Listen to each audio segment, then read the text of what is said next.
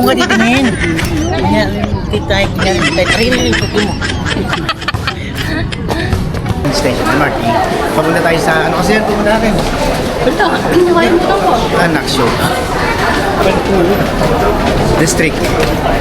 So, sa Wupenku District tayo punta. Ang daming tao dito.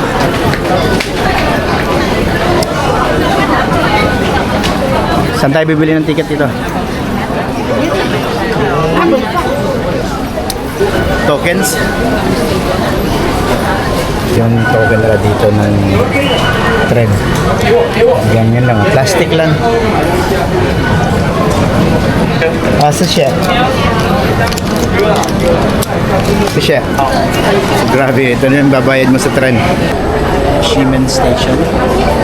Hintay natin yung tren natin. Yan na. Bilis lang. Wala pang isang minuto. Hindi na nakagad. Ito po yung Zootopia character. So, yan po sila. Sige yan. Bilis ng tren nila dito. Ngayon dahil weekend, Sabado, tumuhan yung mga tren nila. Para mabilis lang yung rotation. 1 minute na halos. Nandiyan na kami.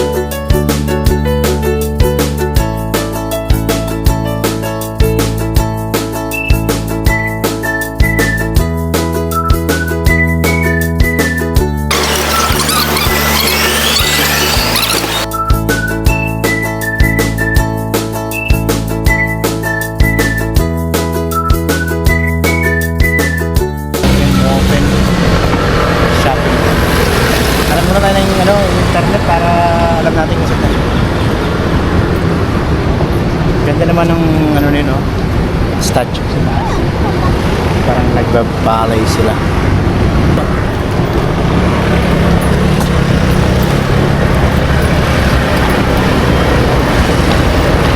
Oh, init. Grabe. Parang hindi natatagal ng buhay nito mga building na to pag nilindol ah. Ito na siguro yun. Wupen Samsung Shing Song. Oh, mga bentahan ng mga Samsung. Ito lang, ang hirap din magmamasyal sa bansang hindi mo naintindihan yung mga salita nila, no? Parang gusto mo mang aralin, hindi mo naman maaral sa looban ng isang araw o isang oras. Oh, yung mga basic siguro, pero ang hirap pa rin eh. Pagkausap mo na yung tao, makakalimutan mo na yung sasabihin mo kahit na alam mo yung gusto mong sabihin. Pero hindi mo rin maintindihan. Shingo. No, this is not. Oh, Papa Whale. Ganda naman. Shingo Restaurant. Parang hindi yata mall itong napuntahan natin ah. Kailangan natin maghanap ng Wupenhu shopping mall. Tanong tayo. So yun guys, we made it to Wupenhu market. So, nandito na kami sa looban ng market. Papasok sa market. Tingnan natin kung ano yung mabibili natin dito kasi sabi ng mga Pilipino Divisoria daw. Divisoria daw to. So ikaw Ma'am G, anong So, na-excite ako mamili. Kung totoo ng Divisoria price. mukha namang Divisoria to. So malaki daw to sa ayan, Wupenhu Fashion clothing area. So sorry. By the look at it, tingnan nyo naman itong haba, puro damit. So malaki daw to, hanggang dito. Malaki nga.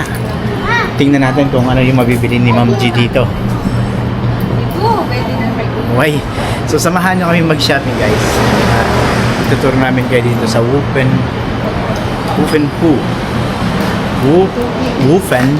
Fashion area. Maganda dito. Let's go! Magaganda nga eh, syempre kailangan marunong kang tumawad.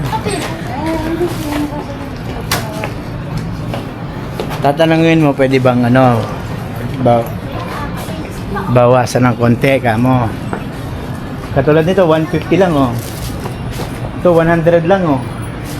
Bungad mo pa lang, may 110 na agad na damit na pagpipilian. Yan, 110 lang yan.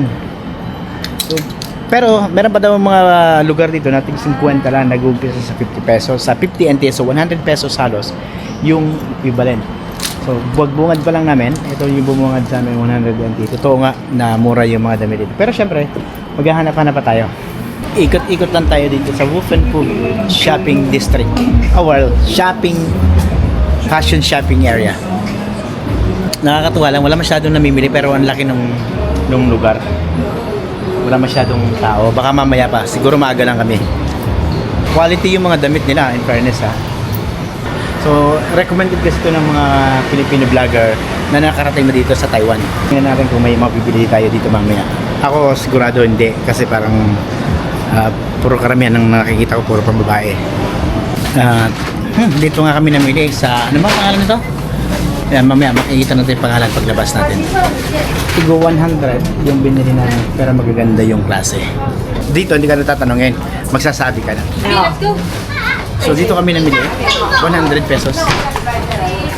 Yun yung pangalan. Kung naiintindihan nyo, yun yung pangalan. Maghanap tayo ng mini. Magaganda daw. Ayun o, sumisigaw. Tumitili na sa likod, magaganda daw. Mga bag oh, dito mga bag. Mga murang bag. Ayun o, leather, ang ganda oh. Kung mahilig ka sa leather, oh, yun ang ganda oh. Ito, ganda ng mga leather nito. Mga Paris pa. Pwede ka naman siguro tumingin. Yun, pawis na pawis tayo guys. Nag-withdraw muna tayo doon sa bangko. Changbo Bank. Kasi kailangan ng pera, naubusan kami. Dahil alam nyo naman dito sa Wolfenbüttel na bilihan ng mga damit. Mura nga, sobrang mura talaga. Kaya nakakatempt bumili ng bumili. Isipin mo, 500, tatlong damit na yung mabibili mo. Magaganda na yun, hindi yung mga walang class na ano ha, ng damit. Kaya ito, napilitang mag-withdraw dahil may mga nagustuhan pa kami na parang hindi namin kayang palampasin. So ito yung Wolfenbüttel Clothing District. Dito ka mamimili ng mga murang damit. Sobrang laki pala nito guys, sobrang lawak.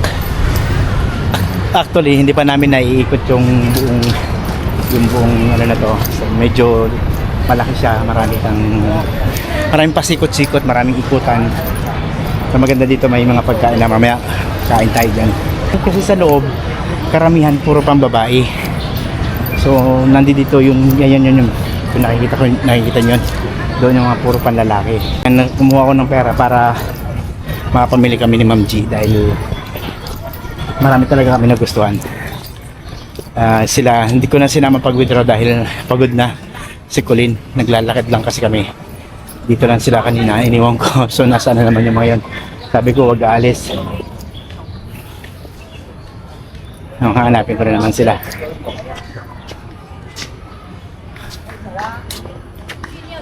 Ayun doon sila. Naglalaro pala sila doon kasama mga bata na nakikipaglaro sila dito. So may parking dito at the same time, so pagtapos ka na siguro mamili diretso sa palaruan para mas mag-enjoy yung mga bata. Ang init ha, grabe. Medyo mainit din dito sa ano, yung humid din siya kasi wala masyadong araw pero mainit.